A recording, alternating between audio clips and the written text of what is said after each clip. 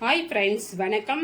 இன்றைக்கி என்னோடய ஸ்டைலில் வெள்ளேரி பழ ஜூஸ் போட்டிருக்கிறேன். இந்த வெயிலுக்கு இதமாகவும் உடல் ஆரோக்கியத்துக்கும் நல்லது. இந்த ஜூஸை எப்படி போடலான்னு பார்க்கலாம் பாங்க. இன்றைக்கி நான் வெள்ளேரி பழம் வாங்கி வந்திருக்கிறேன். அதை கட் பண்ணி ஜூஸ் போடலாம் வாங்க. கட் பண்ணியாச்சு.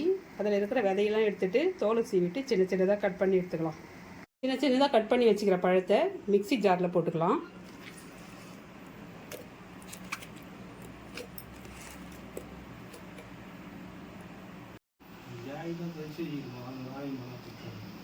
கட் பண்ண பழத்தை மிக்சி ஜாரில் போட்டு வச்சுருக்கிறேன். அதில் ஒரு 3 ஸ்பூன் சர்க்கரை போட்டுக்கலாம்.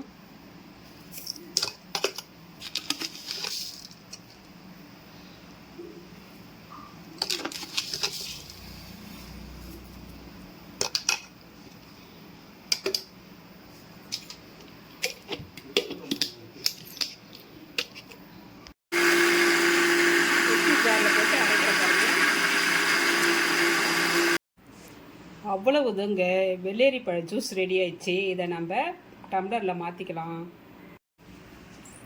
வெள்ளேரி பழ ஜூஸ் ரெடி ஆயிடுச்சு. இதில் கூலிங்காக 2 ஐஸ் துண்டுகளை போட்டுக்கலாம்.